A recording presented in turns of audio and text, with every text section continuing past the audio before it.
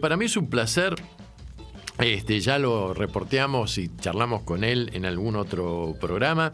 Presentarles al doctor Pedro Ábalos, que es vicepresidente de la Confederación de Jubilados, Retirados, Pensionados y Adultos Mayores del país. También es miembro del Observatorio de Derechos de las Discapacidades y es coordinador de la ciudad del movimiento Ciudad Accesible. Así que es un hombre que es una voz autorizadísima para hablar sobre el tema de los derechos y la defensa de los derechos de las personas que están sufriendo de alguna discapacidad.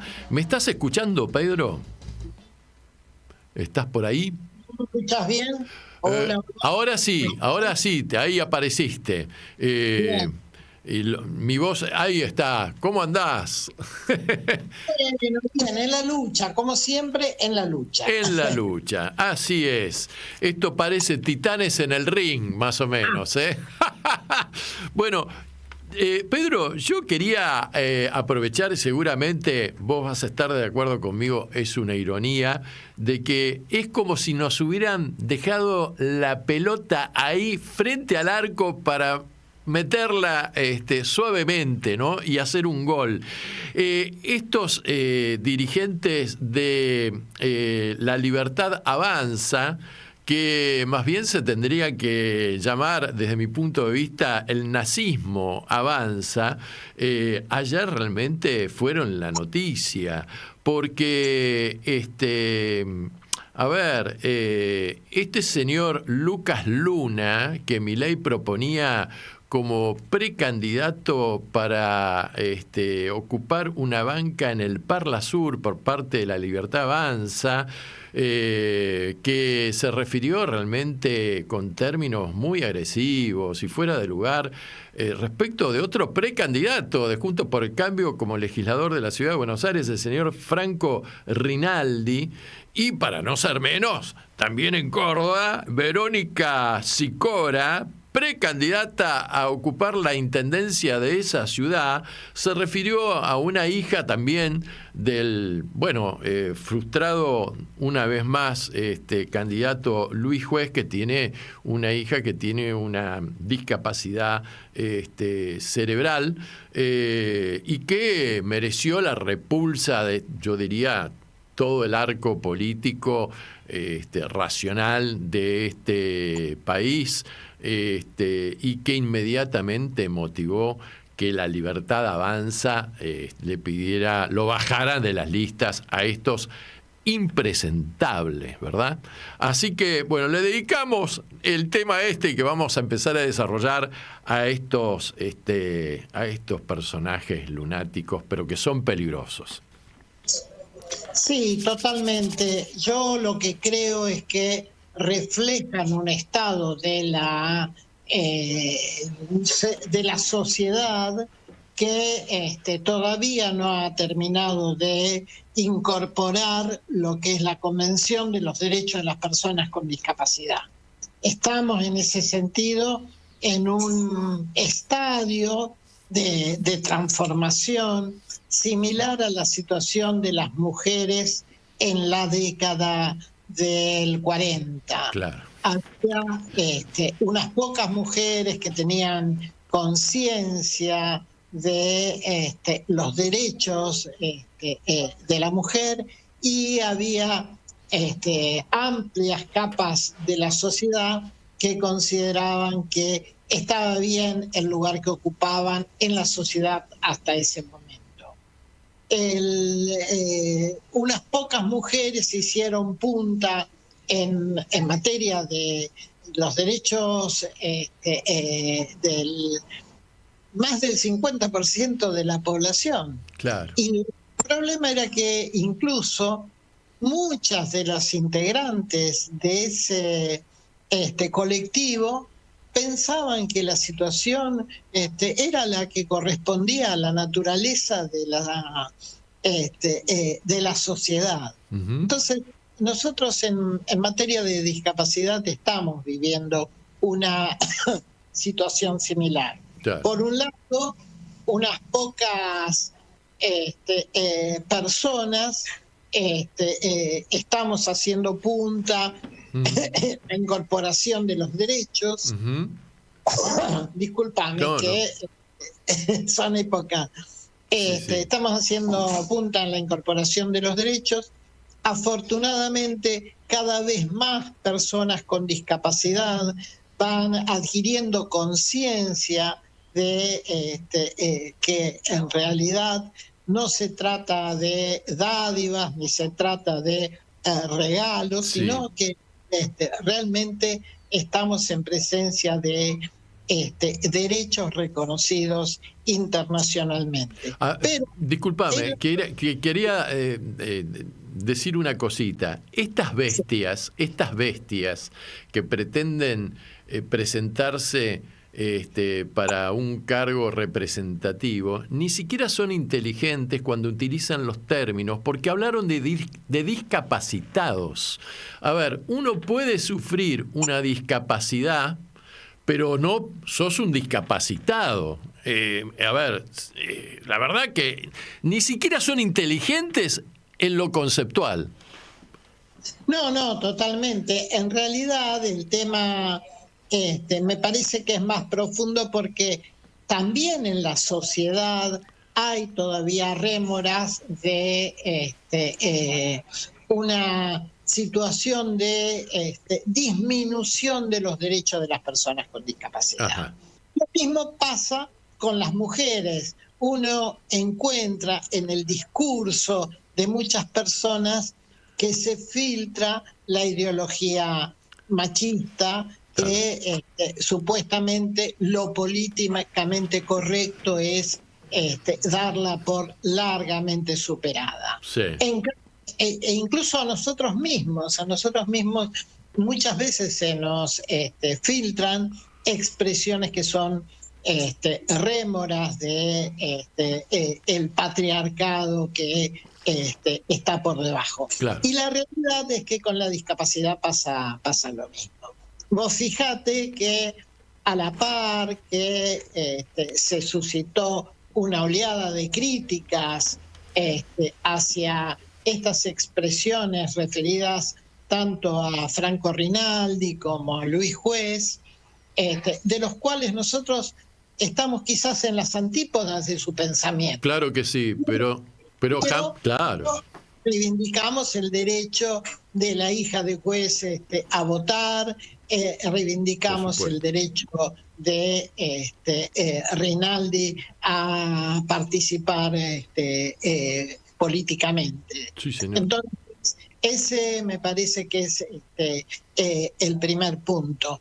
Y en segundo lugar, me parece que esta es una construcción que va a llevar su tiempo, como llevó su tiempo en su oportunidad poner sobre el tapete los derechos de la mujer. Claro. Entonces, para nosotros esto es un camino que no es nuevo. Vos fíjate que en esta oportunidad fueron víctimas de estos excesos verbales candidatos de Juntos por el Cambio, pero acá mismo en la capital nosotros tenemos a Lustó como candidato a jefe de gobierno de la ciudad de Buenos Aires, sí, que ha cuestionado la cantidad de personas con discapacidad, diciendo en su oportunidad que superaban las víctimas de las guerras mundiales, y tratando de negar lo que reflejan las estadísticas del Censo Nacional, porque el Censo Nacional del 2010 indicó que había más de 5 millones de personas con discapacidad en nuestro país. Mirá vos. De las cuales solo 1.200.000 personas con discapacidad han tramitado la pensión no contributiva, y menos de 1.500.000 han tramitado el certificado de discapacidad, sí, porque la constancia de la discapacidad, que es el certificado, es la llave que abre la puerta de los derechos, en realidad es un trámite que reviste cierta complejidad. Y eso hace que mucha gente se pregunte, ¿para qué lo voy a hacer? Si en realidad el derecho al trabajo no se cumple porque el cupo de personas con discapacidad trabajando en el Estado nacional, que se mide y se publica cada 6 meses, es del 1% en lugar del 4%. Mirá. Y ni hablar de otros lugares donde ni siquiera se mide el grado de cumplimiento. Tampoco el tema de la salud está garantizado con el certificado de discapacidad. Nosotros desde la Confederación hacemos asesoramiento y ahora le voy a dar un mensaje ahí a tu producción. Sí. Nosotros acá atendemos en Defensa 1442 de la capital, en el barrio de San Telmo, los días jueves de 17 a 19. Perfecto. Y los días sábados de 17 a 19, que me estaban preguntando el horario, no alcancé a comunicárselo, así que está bien. De manera que hacemos asesoramiento jurídico en materia de discapacidad.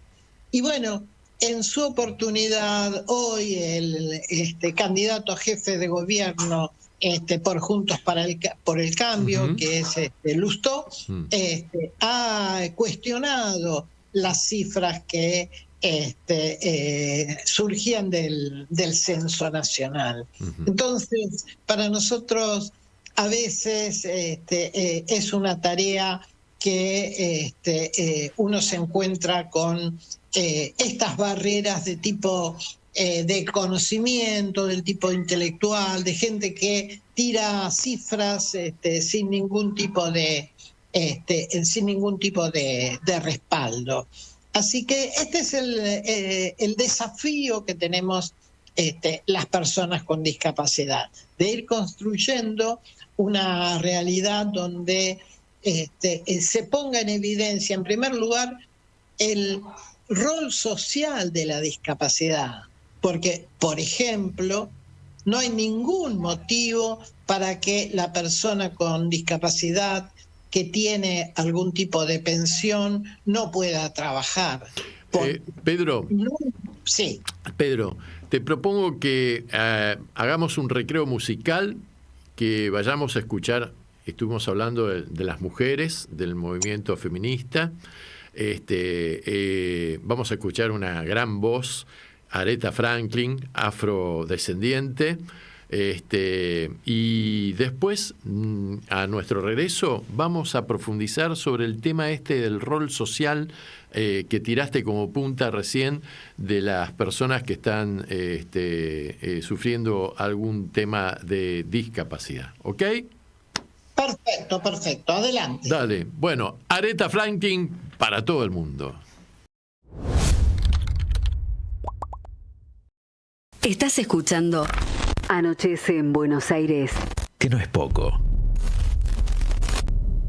Así, señores, no es poco que anochezca en Buenos Aires, esta ciudad intensa, en este programa que sostiene que la radio tiene que comunicar y la memoria ser un ejercicio. Bueno, le mandamos saludos al licenciado Ernesto Villanueva y a Alejandra Gómez. Y aprovecho también para pasarte un chivo. Te digo que la semana que viene, jueves y viernes de la semana que viene, que es 6 y 7 de julio, se va a estar llevando a cabo un congreso del derecho del trabajo. El derecho del trabajo es un derecho que, reivindica un derecho esencial y humano, que es precisamente el trabajo.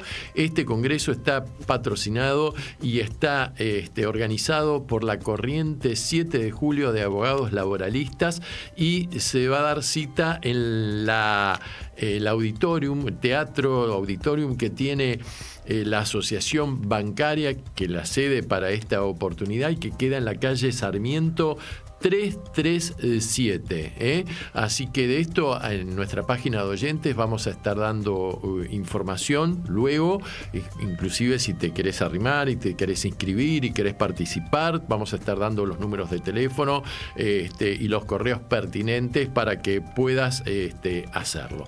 Bueno, proseguimos con nuestro amigo y entrevistado del día, el doctor Pedro Ábalos. Pedro, ¿estás por ahí? Sí, efectivamente. Bueno. Y bueno, ligado con este tema me parece muy importante porque justo estábamos hablando del derecho a trabajar de manera registrada, en blanco, que tienen las personas que tienen una pensión no contributiva. Sí, señor. Por ejemplo, las personas que han sido víctimas de la represión durante la última dictadura militar, cobran una pensión y tienen derecho a trabajar. Los excombatientes de Malvinas cobran una pensión no contributiva y tienen derecho a trabajar. Los premios Nobel tienen derecho a trabajar. Bueno, la persona que tiene discapacidad, si trabaja un mes, pierde la pensión no contributiva. Entonces nos parece una situación sumamente injusta. ¿Y en qué se fundamenta eso de que pierda? Porque es una locura. Exactamente, porque en realidad el rótulo es invalidez laboral. Pero bueno, esta es una norma del año 1948, cuando el tema de discapacidad no estaba sobre la mesa, claro. Y en ese momento había personas que por algún motivo no tenían posibilidades de hacerse de ingresos mediante su trabajo, y esas personas tenían derecho ya en aquella época, el primer peronismo, tenían derecho a recibir una pensión no contributiva si no tenían ningún otro tipo de ingresos. Yeah. Pero esa no es la situación de las personas con discapacidad. Las personas con discapacidad tenemos mayores necesidades, mayores gastos. Imagínate, yo he trabajado 30 años en el Estado y cada vez que tenía que ir al trabajo, yo tenía que organizar mi vida de manera de poder trasladarme, etcétera. Mis compañeros de trabajo se metían en el subte y estaban en 40 minutos, estaban sentados en la oficina.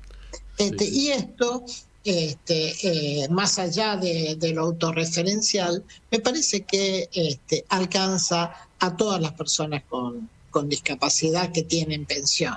La pensión no constituye otra cosa que una suerte de equiparación de la situación de discapacidad en la que se encuentra, pero de ninguna manera constituye un mecanismo que cubra todas las necesidades. Entonces, en la práctica, lo que ocurre es que o la persona pide monedas en la calle, o vive de la ayuda que le pueden prestar los familiares, o de alguna manera se arregla, pero tanto la sociedad como el Estado tienen claro que con el 70% de una jubilación mínima no se puede vivir. No, más bien, está. Y ligado a este tema, me parece muy importante también ponerla sobre la mesa algo que le pasa desapercibido a mucha gente en nuestro país, sí. Que más de 1.200.000 personas que cobran los planes, algunos de los planes sociales, también tienen el trabajo prohibido, porque esa persona que cobra un plan social, no una persona con discapacidad, sino una persona, si cobra un salario regular, le quitan el plan social. Entonces, ¿qué es lo que hace esa persona que tampoco puede vivir con la mitad de un salario mínimo? Sí, lo que hace es trabaja en negro, de alguna manera se encuentra sometida a la discrecionalidad Sí, de la organización que le consiguió el plan social. Bueno, ese también es un desafío que tiene que afrontar el nuevo gobierno, como para poder habilitar realmente el trabajo de las personas con discapacidad, las personas que están pasando por algún tipo de crisis en cuanto a su inclusión laboral. Me parece que son esos desafíos muy importantes para las personas con discapacidad. Y en Pedro. paralelo se tiene que cumplir Claro, la normativa en cuanto a inclusión laboral, digamos, ¿no? claro. El cupo de personas con discapacidad en el Estado, los pequeños comercios en los lugares públicos. Vos te imaginás que en la estación de Retiro, por ejemplo, podría haber un pequeño comercio a cargo de una persona con discapacidad. En cambio están McDonald's, Todo Moda, etcétera, y la persona con discapacidad está pidiendo monedas en la puerta de la estación. Claro. Pedro, te quería preguntar, en la región, ¿no? En la región, en Sudamérica, en Latinoamérica y el Caribe, digamos, somos toda una unidad, desde el Río Bravo hasta Ushuaia. Y exceptuando a Cuba y a Nicaragua, que para mí son dos estados en donde creo que este tema que estamos abordando, directamente el Estado lo aborda y lo cubre pero ¿cómo está ubicada la Argentina en la región con respecto de otros países? Bueno, la Argentina está ubicada en una situación paradójica, Ujú. ¿no? Antes de la llegada de Néstor Kirchner, yo decía que en nuestra situación estaba revestida de lo que diría dada, es decir, cosas que estaban previstas en la legislación, en la práctica no se cumplían. Ajá.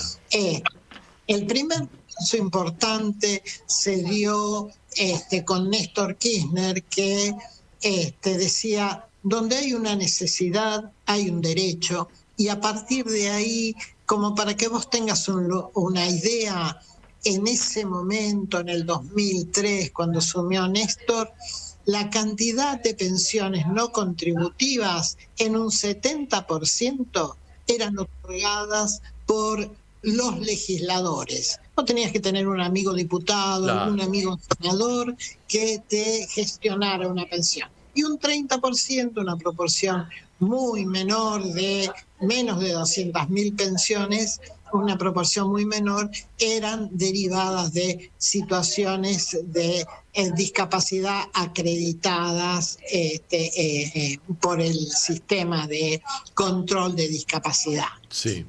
A partir de Néstor, esto se revirtió, empezaron a concederse las pensiones en función de la imposibilidad que tenía esa persona de incorporarse en condiciones de igualdad al mercado laboral. Y en el 2010 la Argentina fue criticada porque cuando se utiliza este criterio, no tiene justificación racional que una pensión la reciba un niño. Entonces, en ese momento, en lugar de modificar la legislación, que era lo que debió hacerse, lo que se hizo es, se interpretó extensivamente la norma que ya existía. Entonces, cuando vos interpretás extensivamente una norma que ya existe, te encontrás con estos problemas que se generan alguna contradicción. Claro.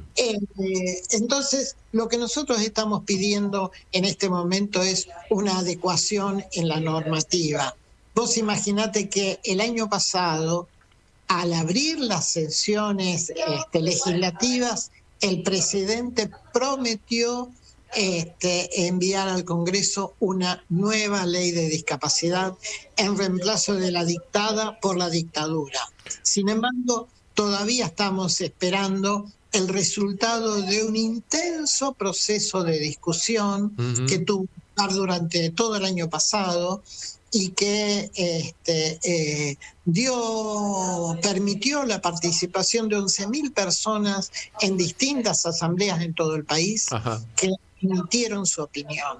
Entonces, para nosotros esto es fundamental, el envío de una nueva legislación en materia de discapacidad, que, por ejemplo, establezca sanciones, porque hoy, por ejemplo, no se cumple el cupo de personas con discapacidad y cualquiera en el Estado incorpora a su sobrina, al novio de la hija, etcétera, sin respetar el cupo de personas con discapacidad.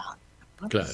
Y lo mismo pasa en materia de salud. Nosotros hacemos asesoramiento jurídico y hacemos patrocinio en materia de salud porque vos te vas a efectuar cualquier reclamo y lo primero que... Entonces, después si conseguís un abogado, etcétera, la obra social, vía un amparo o vía de buen grado, otorga la prestación. Pero la primera respuesta es no se lo vamos a dar. Mira. Entonces, para nosotros es muy importante. Y nosotros estamos en una situación, como te decía al principio, similar a la de las mujeres en la década del 40. En la década del 40, ¿sí? Perón advirtió que había un sector vacante. Ese sector era el sector de los trabajadores y se puso a la cabeza de los trabajadores. Sí. En la década del 50, Perón obtiene el segundo mandato, y esto lo ha dicho expresamente Perón, con el voto de las mujeres. Y en la década del 70 pudo volver al gobierno con el apoyo de la juventud. En este momento hay dos sectores vacantes en nuestra sociedad. El primero es el de las personas con discapacidad. 1.200.000 que tienen pensiones no contributivas y que esperan la compatibilidad entre la pensión y la jubilación. 1.500.000 personas que tienen certificado de discapacidad cuando las personas con discapacidad superan los 5 millones. Y el segundo sector vacante es el de los jubilados. Vos imaginate, hay 6 millones de jubilados y pensionados en este país, que si nosotros lográramos encauzar la respuesta del Estado hacia los jubilados, podríamos realmente ser un país distinto. Y el día en que algún político con decisión política se dé cuenta, en realidad tiene garantizadas las elecciones no, fíjate que lo dijo Cristina allá en La Plata, dijo cuál es el país que tiene mejores recursos en materia jubilatoria, y es Noruega. Mira. ¿Cómo lo nutre? Con los recursos del petróleo del Mar del Norte. Nosotros deberíamos pensar en una empresa nacional del litio cuyo accionista principal sea la ANSES, y de allí sacar los recursos para que las personas jubiladas, que en muchos casos aportaron durante toda su vida y en otros casos, peor aún, trabajaron toda su vida, no le hicieron los aportes, y esas personas se han incorporado al sistema jubilatorio pagando ellas su jubilación. Claro. Entonces, me parece que el día que se aviven de que hay este sector vacante, primero podés llegar al gobierno con cierta holgura, pero más importante es cumplir con lo que prometiste. Entonces, una vez que estás en el gobierno, tenés que garantizar que los recursos estén, en lugar de que, como decía en algún momento Alberto Fernández, y que todavía constituye para nosotros una herida abierta, entre las LELIC y los jubilados, terminó eligiendo las LELIC. La verdad que sí, claro, impresionante, claro, sí. Bueno, mi querido Pedro, creo que ha sido muy esclarecedor el panorama que nos has pintado sobre la problemática que todavía está pendiente, pero que nadie te regala nada porque sí, nadie, es decir, esto no se resuelve como que maná que cae del cielo, sino que hay que seguir concientizando, hay que seguir peleando, hay que seguir organizando y hay que tener conciencia de, como vos dijiste, que es una cuestión de una lucha muy larga. Y es una lucha que implica también un cambio cultural, y los cambios culturales no se producen en 24 horas, sino que se van produciendo gracias al transcurso del tiempo y, por supuesto, cuando los temas se abordan como deben ser tratados, ¿verdad? Así que, bueno, te quería agradecer tu participación en Anochece en Buenos Aires, que no es poco. Invitarte para que, si tenés alguna difusión que hacer, nos pases el material y nosotros lo difundimos. Y bueno, y estar, como siempre digo, en contacto permanente, porque estamos en el mismo barco. Porque estamos en plena campaña electoral y porque podrían llegar a venir tiempos muy, pero muy difíciles. Totalmente.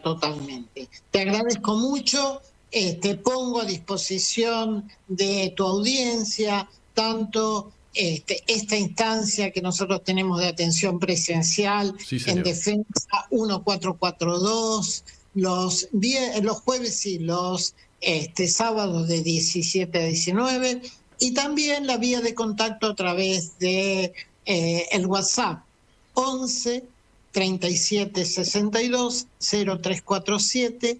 Allí nosotros hacemos asesoramiento en materia de discapacidad. Y repetime el lugar presencial a donde tiene que ir la gente. Esto es Defensa 1442 en el barrio de San Telmo. Es los jueves de 17 a 19 y los sábados de 17 a 19. Así que le hicimos también un lugar a la gente que por ahí las obligaciones laborales no le permiten venir en los días de semana. El sábado pueden acompañarnos y sacarse las dudas. Genial. Bueno, Pedro, te mando un gran abrazo. Y bueno, y estamos ahí al habla para cuando le guste, como dicen en el campo. Muchas gracias, un abrazo grande para vos, un saludo a la producción y a tu audiencia. Muchas gracias.